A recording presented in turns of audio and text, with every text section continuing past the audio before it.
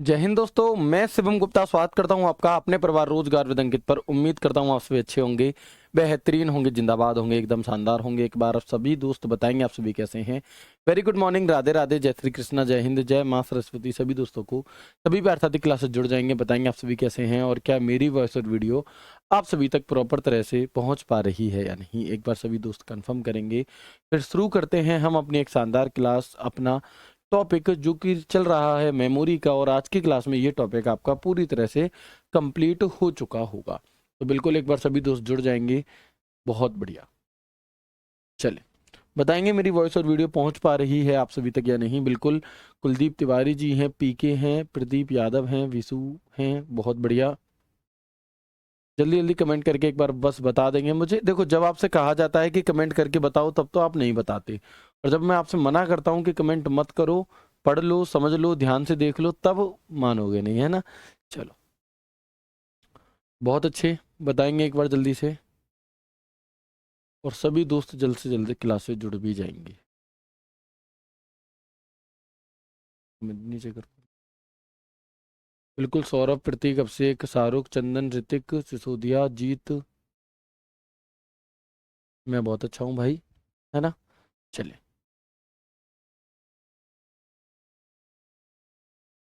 एक बार जल्दी से जल्दी सभी साथी जुड़ जाएं, अभी नहीं जुड़ पाए हैं। कोई एरर है, कोई टेक्निकल एरर है, कोई समस्या आ रही है, क्या बात है जो नहीं जुड़ पा रहे हैं? अदरवाइज इतनी देर में तो आप लाइन लगा देते थे, है ना। चलिए बिल्कुल, वॉइस ठीक है, बिल्कुल, बहुत अच्छे, बहुत अच्छे। भावना तेवतिया जी जुड़ चुकी हैं, शाहरुख, चैतन्य यादव जी जुड़ चुके हैं। चलो तो शुरू करते हैं क्लास को। बाकी लोग जो लेट आएंगे वो आराम से जुड़ते चले जाएंगे, कोई समस्या नहीं है, ठीक है जी। तो हमारा यहाँ पर मेमोरी का रहने वाला है पार्ट 4। और हमने कल की क्लास में जो शुरुआत कर दी थी वो कर दी थी सेकेंडरी मेमोरी, यानी कि द्वितीयक मेमोरी की, है ना। इससे पहले हम जान चुके हैं कि मेमोरी को हमने दो भागों में बांटा था, प्राइमरी मेमोरी, सेकेंडरी मेमोरी। और प्राइमरी मेमोरी में भी हमने रैम, रोम और आपका कैश मेमोरी, रजिस्टर मेमोरी, इन सभी, स्क्रैच पैड मेमोरी, इन सभी के बारे में हमने पढ़ लिया। अब हम आते हैं अपनी द्वितीयक मेमोरी, जिसे हम नॉन वॉलेटाइल मेमोरी कहते हैं। यानी कि जितनी भी द्वितीयक मेमोरी होंगी ना, जितनी भी सेकेंडरी मेमोरी होंगी, वो सब परमानेंट होंगी। वो सब की सब आपकी कैसी हैं? सहायक मेमोरी होंगी, ऑक्सिलरी मेमोरी हम जिन्हें कहते हैं। सभी की सभी नॉन वॉलेटाइल होंगी, यानी कि लाइट के जाने पर किसी से भी डेटा नहीं जाएगा। और उन सब का प्रयोग हम बैकअप लेने के लिए कर सकते हैं, यानी कि उन सबको हम बैकअप स्टोरेज के नाम से या बैकअप मेमोरी के नाम से भी जानते हैं, ठीक है। चलो तो देखते हैं, एक एक करके समझते हैं, क्योंकि यहाँ से क्वेश्चन आपको सीधा सीधा देखने के लिए छपा हुआ मिल जाता है। उससे पहले जरूरी बात जानेंगे कि बीता हुआ कल तुम्हारे दिमाग में है और आने वाला कल तुम्हारे हाथ में है। निर्णय आपके पास है, आपको क्या करना है। अगर आप पहले किसी एग्जाम में रह चुके हैं, या कोई भी चीज़ की मैं उसमें 1 नंबर से रह गया था, आधे नंबर से रह गया था, तो उसका ही रोना रोते रहोगे तो आगे जो अपॉर्चुनिटीज आपका इंतजार कर रही हैं वो आपको शायद नहीं मिल पाएंगे। तो बीते हुए को छोड़ो, जो आने वाला आपके हाथ में है उसे संवारने की कोशिश करो। और वो कैसे संवरेगा, वो आप आज क्या कर रहे हो इस पर डिपेंड करेगा कि आप आने वाले 2 साल बाद क्या कर रहे होगे। अगर आप अभी समय बर्बाद कर रहे हो तो हो सकता है 2 साल बाद आपको बहुत ज़्यादा परेशानियों का सामना करना पड़े। और यदि आप आज मेहनत कर लेते हो तो हो सकता है कि 2 साल बाद बहुत सब कुछ अच्छा हो जाए, ठीक है। तो वो डिपेंड करता है आप पर, इसलिए अपने आज को बहुत हिसाब किताब से हमें यूज़ करना चाहिए, ठीक है जी। इसके बाद मैंने आपको बताया था कि सेकेंडरी स्टोरेज डिवाइस को हमने यहाँ पर 2 भागों में बांटा था, ठीक है। एक सिक्वेंशियली एक्सेस डिवाइस, एक डायरेक्ट एक्सेस। जिसमें मैंने बताया था सिक्वेंशियली एक्सेस यानी कि मैग्नेटिक टेप, और डायरेक्ट एक्सेस के काफ़ी सारे प्रकार होते हैं, जैसे कि मैग्नेटिक डिस्क, ऑप्टिकल डिस्क और मेमोरी स्टोरेज। इस पूरे चार्ट को हम कल की क्लास में डिस्कस कर चुके थे। यहाँ तक की बात में किसी को कोई समस्या, कोई परेशानी, कोई दिक्कत हो तो आप मुझे बताएं। इसके बाद हम फिर आज की क्लास को आगे कंटिन्यू शुरू करते हैं, ठीक है। तो बताएंगे एक बार जल्दी से। आपसे पूरी पूरी कोशिश, मतलब ये रहती है, एक उम्मीद रहती है, या मैं कहूँ ऐसा पूरी पॉसिबिलिटी रहती है कि सिर्फ स्पेस से क्वेश्चन पूछ ले। आपसे पूछेगा बताओ डीवीडी किस प्रकार की आपकी मेमोरी है। मैग्नेटिक डिस्क ऑप्टिकल है या फिर आपकी आपकी मैं कहूँ कि बताओ सिक्वेंसली एक्सेस डिवाइस है, क्या है? तो आप कहेंगे ये ऑप्टिकल डिस्क का उदाहरण है। सीडी, डीवीडी, इनकी फुल फॉर्म पूछ ली जाएगी। सीडी यानी कि कॉम्पैक्ट डिस्क, डीवीडी यानी कि डिजिटल वर्सेटाइल डिस्क। तो इस तरह से अब एक एक करके जानते हैं। जो अभी मैंने आपको शुरुआत में बताया वही मैंने यहाँ लिख दिया। क्या लिख दिया जी? कि सभी सेकेंडरी मेमोरी, जितनी भी द्वितीयक मेमोरी हैं, वे सभी की सभी परमानेंट हैं। परमानेंट यानी कि उनमें जो डेटा है वो स्थायी रूप से रहता है, वो लाइट के जाने पर जाता नहीं है, वो परमानेंट बना रहता है। आप अपने कंप्यूटर में किसी फाइल को जब सेव कर देते हो तो वो परमानेंट तौर से हार्ड डिस्क में सेव हो जाती है, जिससे कि फिर कंप्यूटर को आप बंद करके 6 महीने बाद भी चालू करोगे तो वो फाइल आपको वहां पर वैसी की वैसी ही देखने के लिए मिलेगी। तो ये परमानेंट यानी कि स्थायी प्रवृत्ति की होती हैं। नॉन वॉलेटाइल यानी कि गैर वाष्पशील होती हैं। नॉन वॉलेटाइल का मतलब क्या है?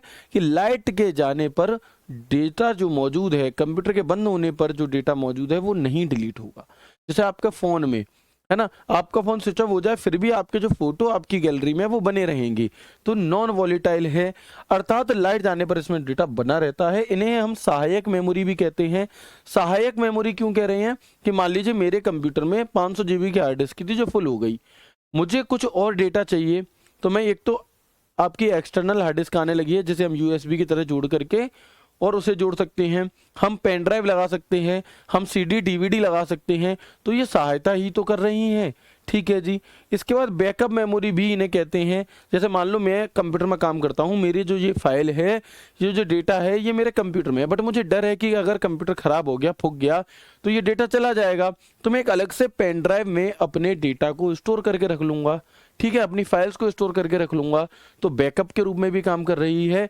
और ज्यादातर ये बाहरी, यानी कि जितनी द्वितीयक मेमोरी होती है वो ज्यादातर बाहरी मेमोरी होती है। ठीक है, चलो। These are also known as auxiliary memory, backup memory and external memory. All secondary memory is of permanent nature, non-volatile, that is the data represent in it is not lost of the power goes off. यानी कि light के जाने पर ये data को खोती नहीं है। ठीक है, चलिए आगे बढ़े। अब हम बात करते हैं सबसे पहले मैग्नेटिक स्टोरेज की, यानी कि पहले मैं एक एक ग्रुप की बात कर रहा हूं, पूरे पूरे ग्रुप की, उसके बाद मैं बात करूंगा पर्टिकुलर एक एक आपकी डिवाइस की, है ना। जैसे मैंने आपको यहाँ पर ग्रुप दिखाई, magnetic disk, optical disk, memory, storage device, तो ग्रुप हैं। तो मैग्नेटिक डिस्क में क्या होता है? ऐसा, यह मैग्नेटिक माध्यम से डेटा को स्टोर करने की सुविधा प्रदान करती है। जो मैग्नेटिक स्टोरेज होती हैं, आपकी डिवाइसेस होती हैं, it provides the facility to store data through magnetic medium.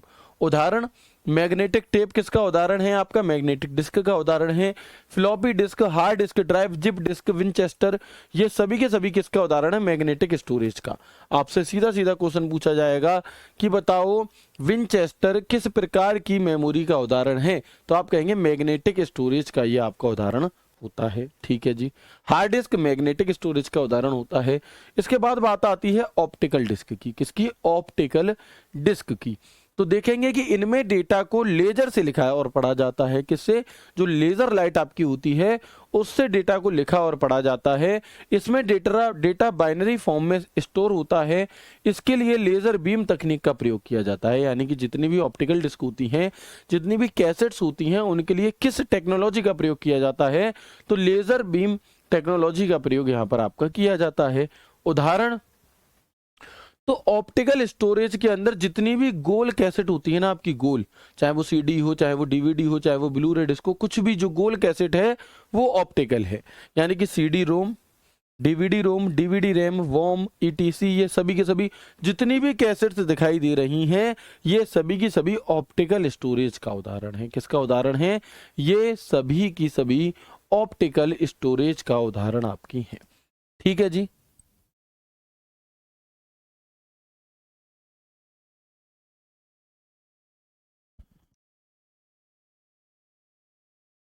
चलिए एक बार कंफर्म करेंगे मुझे यहाँ तक की सभी बातें आप सभी को क्लियर हुई या नहीं हुई, बताएंगे एक बार।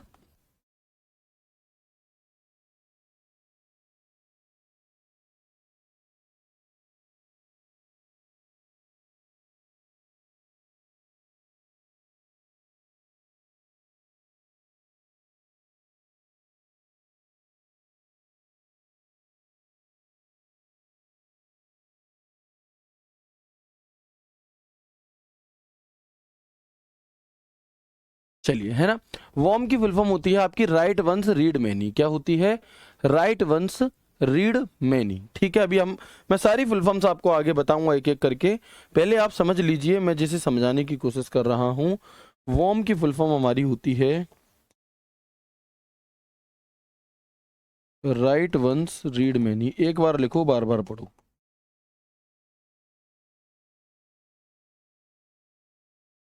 ठीक है, अब आगे देखेंगे। तीसरा मैंने आपको बताया था फ्लैश मेमोरी।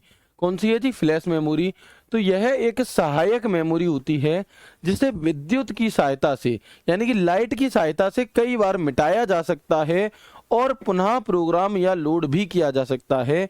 जैसे कि सीडी डीवीडी सीडी होती है आपकी, तो सीडी में आप एक ही बार डेटा को स्टोर कर सकते हो।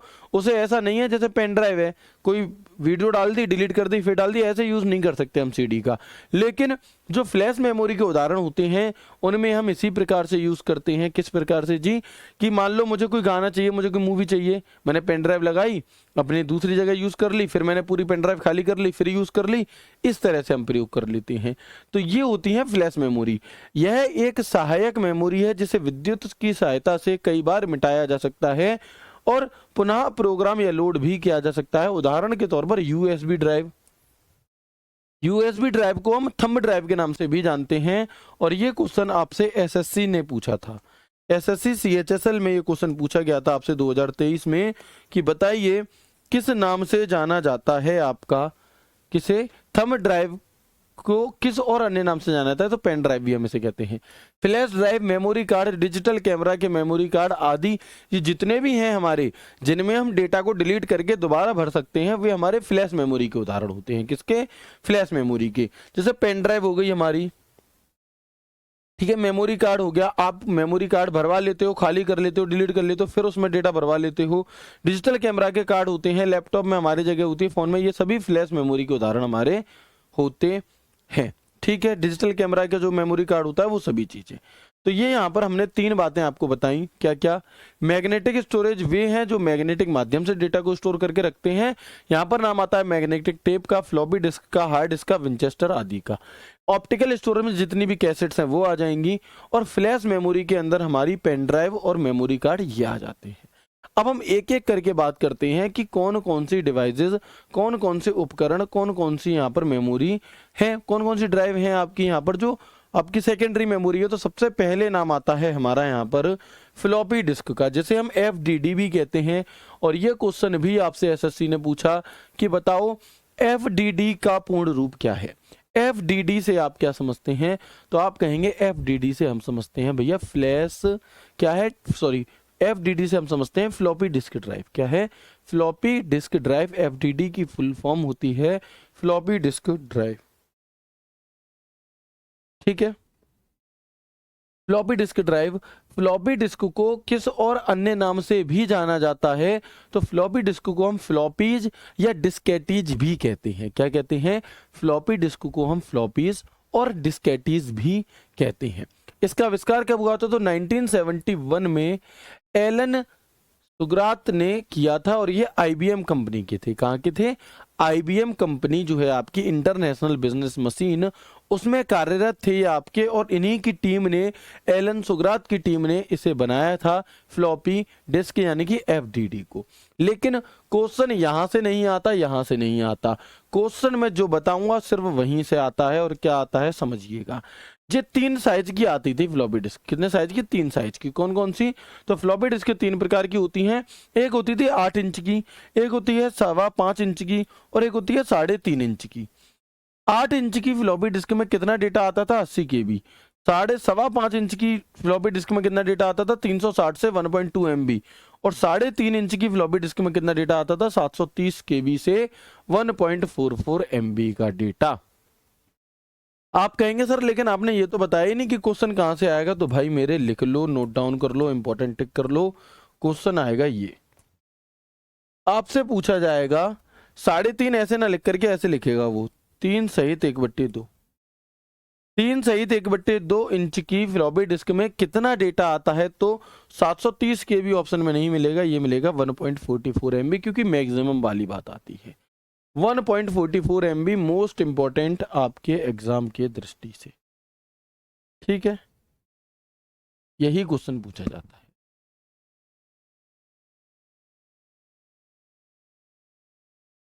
चलिए ठीक है, ये जो 5.25 इंच है इसे हम 5 सहित 1/4 भी कह सकते हैं। ऐसे लिख दे, ऐसे लिख दे, एक ही बात है, ऐसे लिख दे, ऐसे लिख दे, एक ही बात है।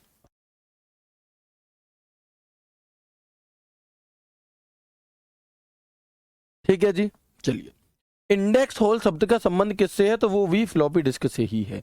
अगर आपसे पूछे इंडेक्स होल शब्द का संबंध किससे है, तो वो भी हमारा यहाँ पर फ्लॉपी डिस्क से ही होता है। ठीक है जी, आप देख सकते हैं फ्लॉपी डिस्क। लेकिन आपके मन में एक बात चल रही होगी, आपके मन में एक बात चल रही होगी कि सर 1.44 MB डेटा, इतना कम, इतने कम के लिए इतना सारा ठटकरम, है ना।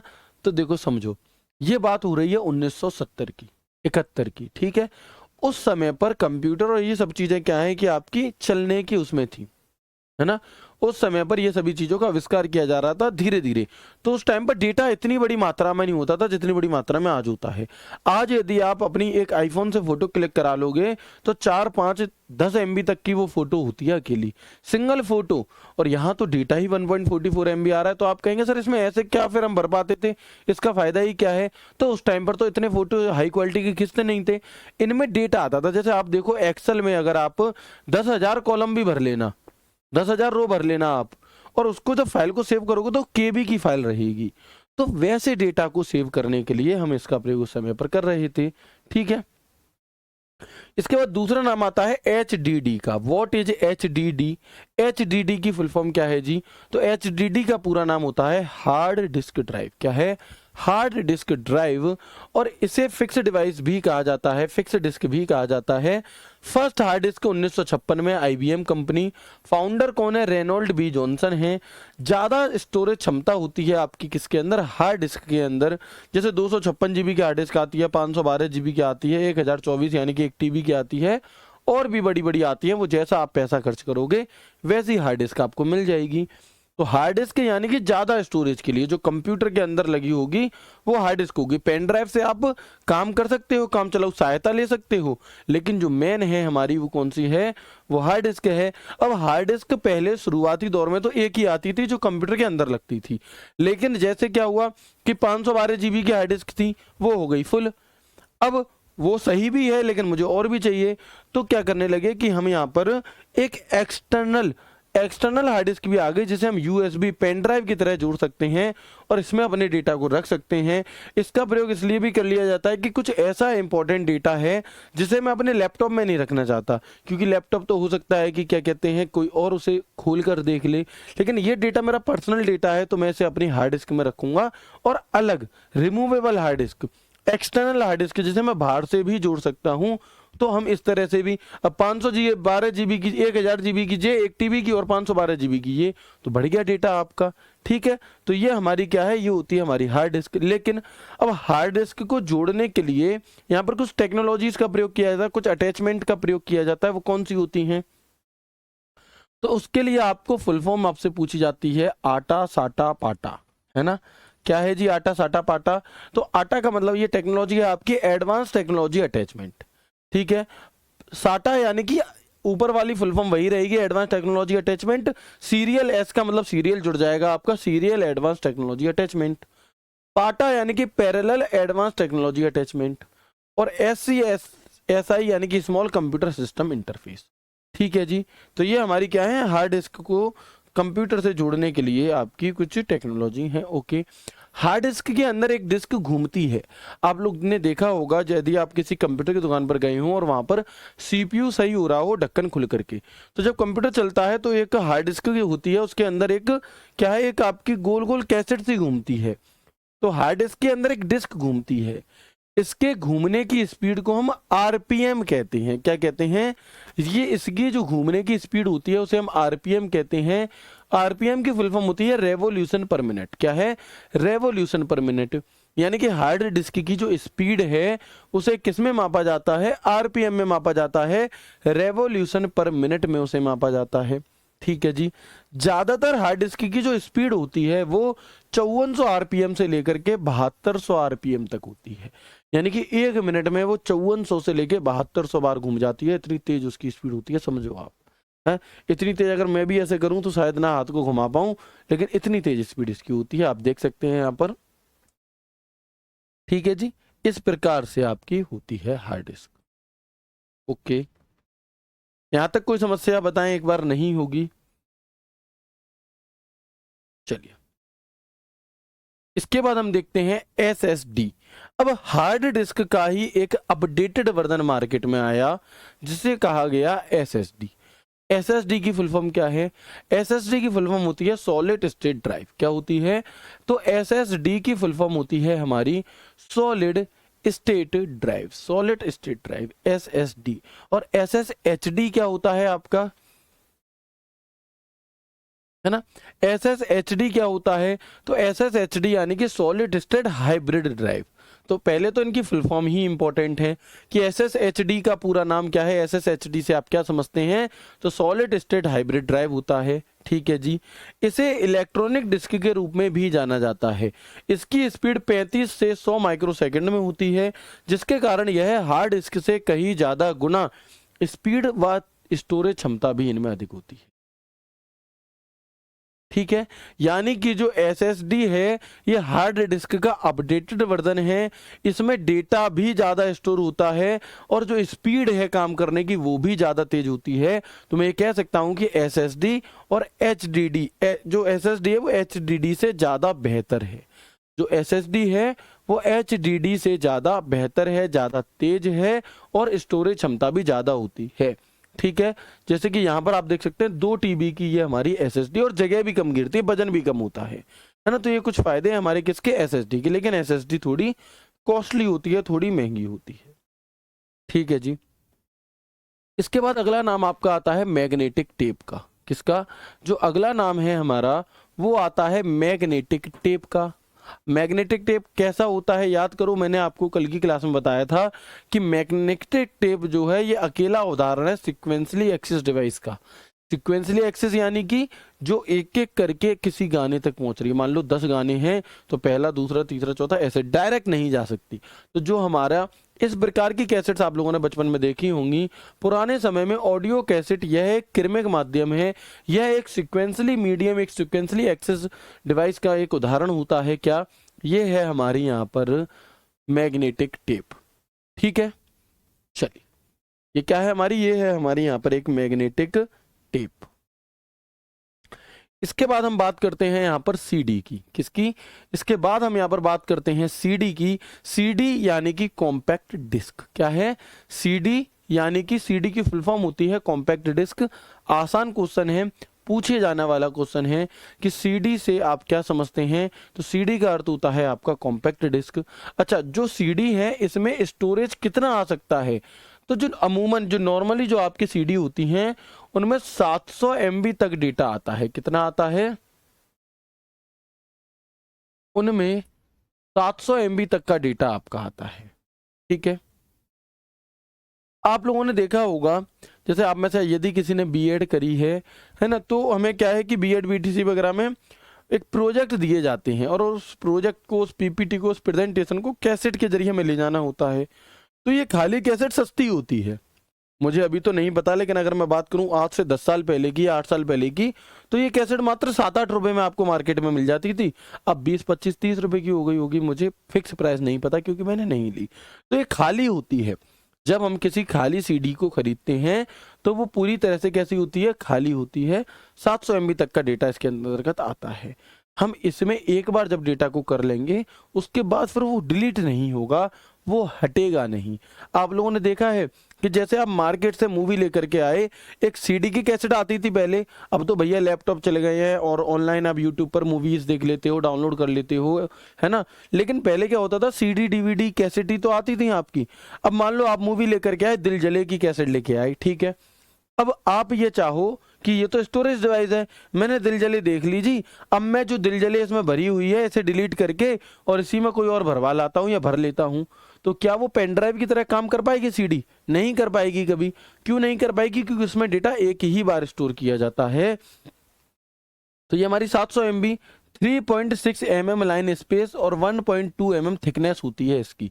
थिकनेस यानी कि जो ऐसी वाली जैसे ये है तो इसकी ये थिकनेस होगी, ठीक है। तो थिकनेस कितनी होती है किसी सीडी की 1.2 mm, और लाइन स्पेस यानी कि जो कोई भी डीवीडी कितना डेटा स्टोर करेगी वो डिपेंड करेगा लाइन स्पेस पे। तो 3.6 mm लाइन स्पेस इसमें होता है। डायमीटर, ये क्वेश्चन आपसे पूछा गया एसएससी सीएचएसएल मेंस 2023, यानी कि 2023 में जो 2022 वाला सीएचएसएल का मेंस हुआ था सबसे पहले उसमें 15 सवाल आपसे पूछे गए थे। उसमें सबसे पहले 15 सवाल पूछे गए थे। 15 सवाल आते हैं आपके सीएचएसएल के मेंस में कंप्यूटर के। तो वहां पर यह सवाल आपसे पूछा गया था कि बताओ किसी सीडी डीवीडी का जो डायमीटर होता है, जो व्यास होता है, वो कितना होता है। तो अगर सेंटीमीटर में पूछे तो आप 12 सेंटीमीटर बताएंगे, और अगर एमएम में पूछे तो आप 120 mm बताएंगे। ठीक है, बिल्कुल। फाउंडर ऑफ सीडी डीवीडी किसे कहेंगे हम? तो जेम्स रसेल को हम यहाँ पर फाउंडर ऑफ सीडी डीवीडी कहते हैं। ठीक है, लेकिन हुआ क्या कि जैसे 700 MB थोड़ा कम पड़ जाता था। अब मान लो मुझे कोई एक मूवी चाहिए, दिल जले या कोई भी XYZ, तो वो मूवी तो मैं एक कैसेट में ला सकता हूँ, लेकिन शादी की कैसेट जब बनी तो शादी की कैसेट बनी तो भैया क्या है कि एंगेजमेंट की अलग वीडियो रिकॉर्डिंग करवाई किसी ने, लगन की अलग करवाई, और फिर फेरों की अलग करवाई, विदाई की अलग करवाई, तो डेटा बहुत ज़्यादा हो गया, है ना। अब जब ज्यादा डेटा हो गया तो क्या होने लगा कि भैया 3-3 4-4 पार्ट बनने लगे, 8-8 पार्ट बनने लगे। तो फिर आई डीवीडी, क्या है, इसी का अपडेटेड वर्जन आया, ज्यादा स्टोरेज क्षमता के साथ आई डीवीडी। तो पहले हम सीडी को पढ़ लें, फिर हम डीवीडी की तरफ चलेंगे। फुल फॉर्म पूछी जाती है, सीडीआर की फुल फॉर्म क्या है? सीडीआर की फुल फॉर्म आपकी क्या होती है? तो सीडीआर की फुल फॉर्म होती है compact disk recordable. Compact disk recordable. CDRW की फुल फॉर्म क्या होती है?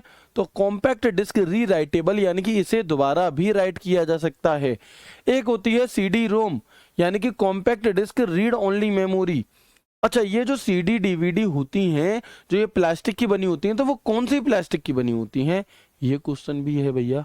ये जो CD DVD हैं, आपने देखा होगा, नहीं मेरी दिल जले बिल्कुल भी फेवरेट नहीं है, जो दिमाग में आ जाए उदाहरण वो मैंने दे दिया, ठीक है। तो जैसे सीडी आपने देखा होगा, इसके पीछे क्या होती है आपकी, ये ऐसे लाइट आती है, तो ये प्लास्टिक अलग होती है थोड़ी। कौन सी प्लास्टिक होती है?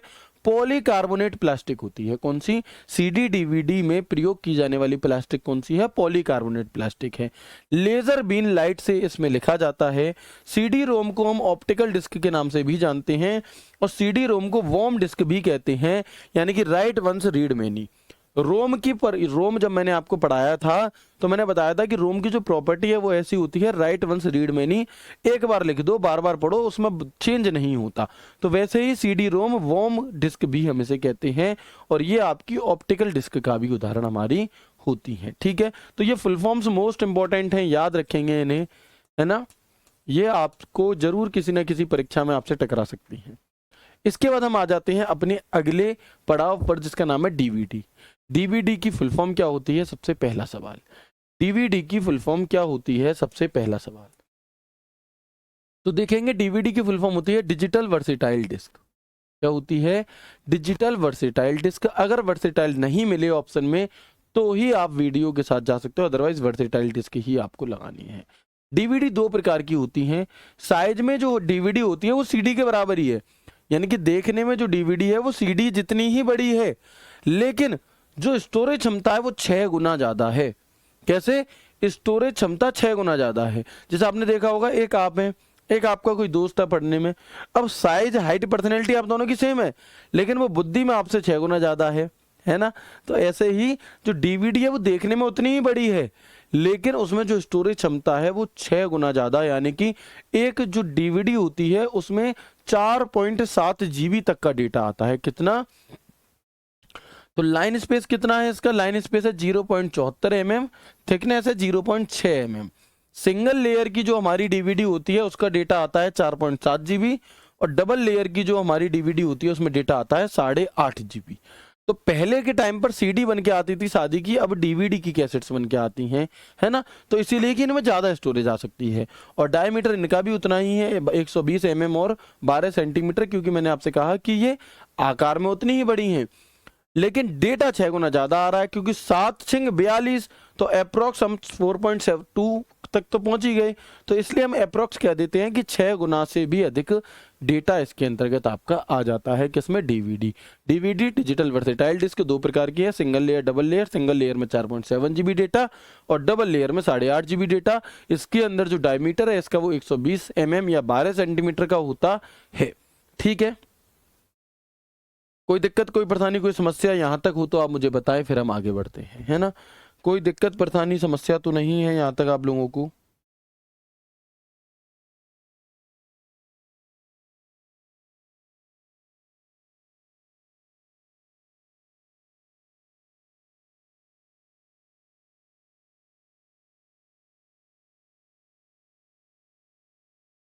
बताएंगे एक बार?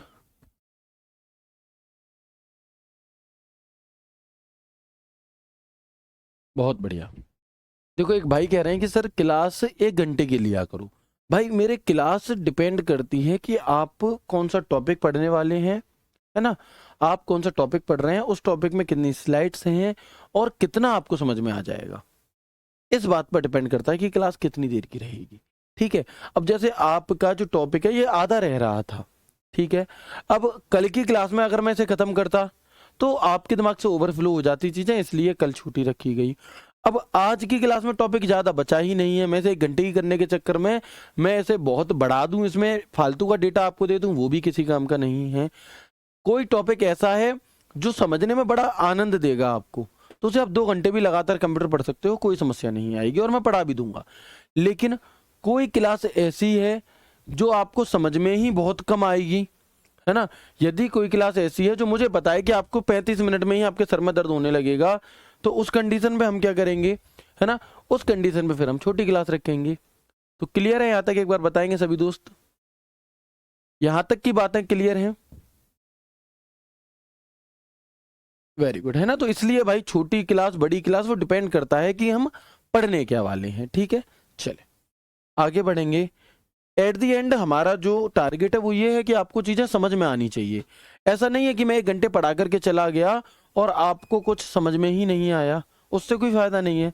जितना पढ़े एटलीस्ट उतना समझ में आए। ठीक है, इसके बाद अगली है आपकी ब्लू रे डिस्क। क्या नाम है जी? अगला है आपका जिसका नाम है हमारा यहाँ पर ब्लू रे डिस्क। तो ब्लू रे डिस्क को हम बीडी भी कहते हैं, है ना। क्या कहते हैं? बीडीआर भी कहते हैं। बीडीआर कौन सी? वो नहीं है बीडी जलाई ले जिगर से पिया, वो बीडी नहीं है ये बीडी यानी कि सीडी डीवीडी के भी पापा, इन दोनों से भी ज्यादा स्टोरेज रखने वाली बीडी यानी कि ब्लू रे डिस्क। तो एचडी वीडियो सेव करने के लिए यानी कि बहुत ज्यादा डेटा की वीडियोस को सेव करने के लिए एचडी यानी कि हाई डेफिनेशन डीवीडी की तुलना में ये 5 गुना अधिक डेटा स्टोर करती है। यानी कि डीवीडी सीडी की तुलना में 6 गुना ज्यादा और ये डीवीडी की तुलना में भी 5 गुना ज्यादा डेटा को स्टोर करती हैं। सिंगल लेयर डेटा की जो होती हैं वो 25 GB डेटा स्टोर करती हैं और डबल लेयर की 50 GB तक का डेटा स्टोर कर सकती हैं। इसका भी जो डायमीटर है वो 120 mm या मैं कहूं 120 mm या 12 सेंटीमीटर होता है। ठीक है, चले ठीक है जी, इतनी बात याद रख पाएंगे? Very good. इसके बाद आप देखेंगे फ्लैश मेमोरी। फ्लैश मेमोरी वे डिवाइस होती हैं जिनमें डबल ईपी रोम लगी होती है। मैं देखना चाहूंगा कि आप में से कितने दोस्त ऐसे हैं जो डबल ईपी रोम की फुल फॉर्म मुझे बताएंगे। आप में से कितने मेरे प्यारे साथी ऐसे हैं जो डबल ईपी रोम की फुल फॉर्म एक झटके में बता देंगे? उन्हें सोचने के लिए भी समय नहीं चाहिए, उनके जबान पर रखी हुई है ये फुल फॉर्म। बताओ क्या होगी?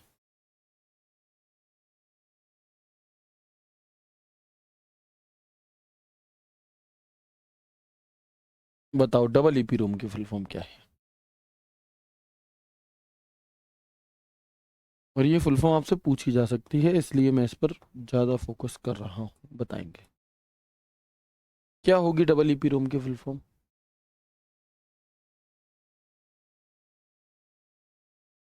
बहुत बढ़िया, आशीष छेत्री का आंसर आया है, बट कोशिश करो कि पूरी लिख दो, है ना। रोम को भी पूरा लिख दो। बहुत बढ़िया। जतिन का आंसर थोड़ा सही है थोड़ा गलत है। चलो और बताओ।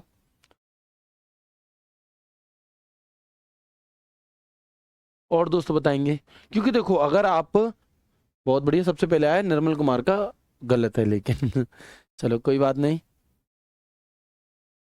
चावड़ा जी का बहुत अच्छा आया है, बहुत बढ़िया। नितिन कुमार का बहुत अच्छा आंसर आया है, कंप्लीट वो। और जो भी लोग रिकॉर्डेड देखेंगे और यदि उन्हें अपने मन में वो सोच लें कि अगर आप पूरा नाम ले पा रहे हो, इसका मतलब मैं आपका भी नाम ले रहा हूँ, आप अच्छा कर रहे हो। भावना तेवतिया जी का आंसर सही है, आशीष छेत्री जी का सही है, ऋतिक सिसोदिया जी का सही है, विशाल का सही है, वेरी गुड। ठीक है, चलो तो हम देखेंगे यहाँ पर electrically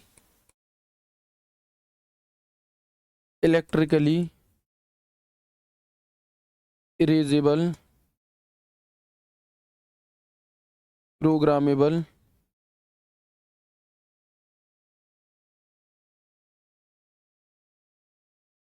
read only memory.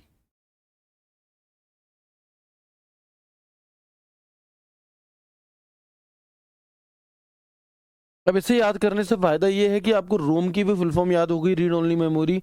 P ROM की अगर करनी है तो programmable read only memory. EP ROM की करनी है तो erasable programmable read only memory. और डबल ईपी रोम यानी कि electrically erasable programmable read only memory. यानी कि अगर हमें डबल ईपी रोम की फुल फॉर्म याद हो गई तो हमें ये चारों फुल फॉर्म याद हो गई, है ना। एक फायदा ये है। दूसरी बात क्या है जी, कि इलेक्ट्रिकली इरेजेबल हमने क्या समझा था कि जो ईपी जो रोम होती है उसका डेटा तो इरेज होता ही नहीं है। पी रोम डेटा इरेज नहीं होगा, लेकिन ईपी रोम क्या है, डेटा इरेज तो होगा लेकिन पराबैंगनी किरणों की सहायता से, यूवी रेडिएशन के जरिए। और डबल ईपी रोम कि जहां पर बिल्कुल आसानी से डेटा डिलीट हो जाए, जैसे कि पेन ड्राइव आपने अपने कंप्यूटर में लगाई, जो भी डेटा चाहिए था ले लिया, डिलीट कर दिया, फिर डेटा ले लिया, फिर डिलीट कर दिया। मेमोरी कार्ड आपके फ़ोन का डाउनलोड करवा ली, चिप कुछ पुराना डिलीट करवा दिया, नई डलवा ली। तो ये क्या है, ये डबल ईपी रोम इनमें लगी होती है। तो वे डिवाइसेस जिनमें डबल ईपी रोम लगी होती है, जिससे डेटा हम बहुत आसानी से डिलीट कर सकते हैं, वो फ्लैश डिवाइस होती है, फ्लैश मेमोरी होती है। उदाहरण, पेन ड्राइव, डिजिटल कैमरा का मेमोरी कार्ड, यूएसबी ड्राइव जिसे हम थंब ड्राइव या फ्लैश ड्राइव भी कहते हैं, मेमोरी कार्ड आदि, ये सभी के सभी हमारे फ्लैश मेमोरी के ही उदाहरण हैं। ठीक है, चलेंगे। इसके बाद एक होता है आपका यूएसबी एफडी। यूएसबी एफडी की फुल फॉर्म क्या है आपकी, यूएसबी एफडी की फुल फॉर्म क्या है, तो यूनिवर्सल सीरियल बस फ्लैश ड्राइव। देखो यूएसबी की फुल फॉर्म हर किसी को पता रहती है कि यूएसबी की जो फुल फॉर्म है वो आपकी यूनिवर्सल सीरियल बस होती है। और ये फुल फॉर्म भी आपसे वैसे एग्जामिनर पूछ ही लेता है, यूनिवर्सल सीरियल बस, यूनिवर्सल सीरियल बस, है ना। तो यूएसबी की फुल फॉर्म होती है। लेकिन यूएसबी एफडी क्या होती है आपकी, यूनिवर्सल सीरियल बस फ्लैश ड्राइव। यूनिवर्सल सीरियल बस फ्लैश ड्राइव होती है हमारी यूएसबी एफडी की फुल फॉर्म। एमसी की फुल फॉर्म क्या होती है, तो मेमोरी कार्ड होती है। और एसडी कार्ड की फुल फॉर्म होती है सिक्योर डिजिटल कार्ड। ठीक है, चलें। इसके बाद हम आते हैं वर्चुअल मेमोरी की तरफ। किसकी तरफ, इसके बाद हम आते हैं, एक हमारी वर्चुअल मेमोरी भी होती है। यहाँ तक हमने अपनी सेकेंडरी मेमोरी में सभी चीज़ों के बारे में जान लिया, जितना आपका एग्जाम की दृष्टि से, एग्जाम के पॉइंट ऑफ व्यू से जरूरी हो सकता है, उन सभी बातों को हमने समझ लिया। अब हम आते हैं अपनी वीएम। तो वीएम का पूरा नाम क्या है, वीएम का पूर्ण रूप होता है वर्चुअल मेमोरी। इसे हम हिंदी में आभासी मेमोरी भी कहते हैं, इसे हम आभासी मेमोरी भी कह देते हैं, है ना। इसे हम आभासी मेमोरी भी कह देते हैं, वर्चुअल मेमोरी यानी कि आभासी मेमोरी। ठीक है, कोई बात नहीं, आगे देखेंगे। वर्चुअल मेमोरी मेन मेमोरी की कैपेसिटी को इंक्रीज करती है। और मेन मेमोरी कौन सी थी, यानी कि रैम। तो जो वर्चुअल मेमोरी है, जो आभासी मेमोरी है, ये रैम की कैपेसिटी को इंक्रीज करती है। वर्चुअल मेमोरी हार्डवेयर व सॉफ्टवेयर की सहायता से काम करती है। जब भी रैम पर अधिक लोड होता है तब ऑपरेटिंग सिस्टम वर्चुअल मेमोरी का प्रयोग करता है। यह सपोर्टिंग मेमोरी के रूप में कार्य करती है और इसे आभासी मेमोरी भी कहते हैं, क्योंकि यह आभासी मेमोरी प्रदान करती है। फिजिकल मेमोरी को कंट्रोल करती है, सिस्टम कैश को मैनेज करती है और रियल मेमोरी की तरह काम करती है, जबकि ये रियल नहीं होती, आप इसे ऐसे छू नहीं सकते, ये आभासी होती है वर्चुअल मेमोरी। ठीक है, लेकिन यहां पर बात कुछ कम समझ में आई तो मैंने इसे तोड़ दिया छोटे छोटे भागों में। और अब यहां से क्वेश्चन कैसे बनेगा या कैसे चीजें समझ में आएंगी, देखें। वीएम यानी कि वर्चुअल मेमोरी कंप्यूटर में हार्डवेयर की तरह उपलब्ध नहीं होती। ऐसा नहीं है कि आप वर्चुअल मेमोरी को निकाल करके अपने हाथ में देख लो, उसका नाम ही आभासी है, आभासी मेमोरी, आभास होगा, वर्चुअल मेमोरी होती है हमारी, तो ये हार्डवेयर की तरह उपलब्ध नहीं होती है, याद रखिएगा। वर्चुअल मेमोरी कंप्यूटर सिस्टम के हार्ड डिस्क में रखा गया एक आरक्षित जगह होती है। वर्चुअल मेमोरी का स्पेस स्वतः ही रैम के स्पेस के बराबर होता है। वर्चुअल मेमोरी को एक्सटेंडेड रैम भी कहते हैं, क्योंकि ये जब रैम पर लोड ज़्यादा होगा तब रैम की सहायता करेगी। ठीक है, वर्चुअल मेमोरी रैम की तुलना में 3 गुना तक इसे बढ़ा देती है, इसके डेटा को।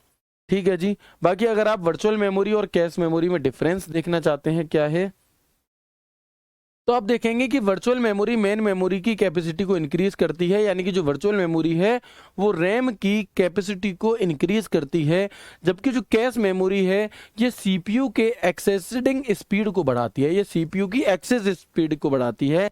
किसी डेटा को कितनी जल्दी एक्सेस किया जा सकता है, कैश मेमोरी उसे बढ़ाती है, जबकि वर्चुअल मेमोरी रैम की कैपेसिटी को बढ़ा रही है। वर्चुअल मेमोरी फिजिकल मेमोरी नहीं है, यह एक तकनीक है। जो वर्चुअल मेमोरी है ये किसी भी प्रकार की फिजिकल मेमोरी नहीं है, छू नहीं सकती, ये एक टेक्नोलॉजी है। जबकि कैश मेमोरी एक मेमोरी यूनिट है। वर्चुअल मेमोरी साइज में बड़ी होती है, कैश मेमोरी छोटी होती है। ऑपरेटिंग सिस्टम द्वारा वर्चुअल मेमोरी मैनेज होती है, जबकि हार्डवेयर द्वारा कैश मेमोरी आपकी मैनेज होती है। सेकेंडरी स्टोरेज मीडिया से हार्ड डिस्क में सॉफ्टवेयर प्रोग्राम को कॉपी करने की प्रक्रिया क्या कहलाती है? The process of copying software programs from secondary storage media to hard disk is called installation. क्या मतलब है जी इस बात का? जैसे मान लो, बिल्कुल है ना, मान लो कि जैसे आपने क्या किया, आपने अपनी पेन ड्राइव में आप एक एमएस ऑफिस का सेटअप ले आए, एमएस ऑफिस का सेटअप ले आए, या गेम ले आते थे हम बचपन में, तो गेम का सेटअप ले आए, एमएस ऑफिस का पूरा सेटअप ले आए आप। तो आपने उस सेटअप को कॉपी करके और अपने अपने कंप्यूटर में पेस्ट कर लिया पेन ड्राइव से लाके। अब वो आपकी हार्ड डिस्क में तो आ गया, कॉपी करके पेस्ट तो हो गया, लेकिन क्या वो चलेगा? नहीं चलेगा। क्यों नहीं चलेगा? जब तक आप उसे इंस्टॉल्ड नहीं कर लोगे, है ना, तभी तो चलती है कोई चीज़। जैसे एप्लीकेशन है कोई भी, आप अपने फ़ोन में जब इंस्टॉल हो जाएगी तभी तो चलेगी आपकी। तो उस इंस्टॉल्ड के उसे हम इंस्टॉलेशन यहाँ पर कहते हैं। ठीक है, चलिए तो एक बार मुझे कंफर्म करेंगे सभी दोस्त, यहाँ तक की बातें क्लियर हैं? यहाँ पर आपका जो मेमोरी का चैप्टर है वो हो जाता है पूरी तरह से समाप्त। काफ़ी दोस्तों को ये डाउट रहता है कि सर क्या आप जो भी कुछ हमें पढ़ा रहे हैं क्या ये सीजीएल के लिए भी वैलिड है? क्या जो सीजीएल में कंटेंट पूछा जाता है कंप्यूटर का, क्या इससे हो जाएगा? तो भैया मैं आपको बताना चाहूँगा कि इससे आप सीजीएल के कंप्यूटर में इतने नंबर ला सकते हैं जितने में 3 लोग पास हो जाएं। मतलब कि सीजीएल में हमें क्वालिफाइंग नेचर का होता है सीजीएल का कंप्यूटर, जिसमें हमें 20 में से 6 सवाल सही करने होते हैं। लेकिन यदि आप इन सभी क्लासेस को देखोगे तो आप 20 में से 6 नहीं, आप 20 में से 18 प्लस या 18 सवाल सही कर रहे होगे, तो उतने में तो 3 लोग पास हो जाएंगे आपके। इसलिए निश्चिंत हो जाइए, यदि आपने इस बैच का कंप्यूटर पढ़ लिया तो आपको सीजीएल के लिए कुछ भी नहीं पढ़ना, आपको कॉपी भी नहीं उठानी, आप बस इन सभी क्लासेस को देख लेना और एग्ज़ाम में जाकर के बैठ जाना। आप देखोगे कि 20 में से 14, 15, 16, 17 सवाल कहीं नहीं गए, बड़ी आसानी से आप बना पा रहे हैं। ठीक है जी, तो मैं उम्मीद करता हूँ आपको क्लास बहुत अच्छी लगी होगी। अगर लगी है तो एक बार सभी दोस्त मुझे बता दीजिए। टेलीग्राम डाउट ग्रुप में भी आप मुझे बता सकते हैं, साथ के साथ आप मुझे कोई डाउट हो तो 1 से 2 मिनट वो भी पूछ सकते हैं, है ना। यदि आपका कोई डाउट हो तो वो आप मुझसे पूछ लीजिए, फिर हम अपनी क्लास को समाप्ति की ओर ले चलते हैं और फिर हम अपना एक नया टॉपिक शुरू करेंगे कल की क्लास में। ठीक है जी, वेरी गुड।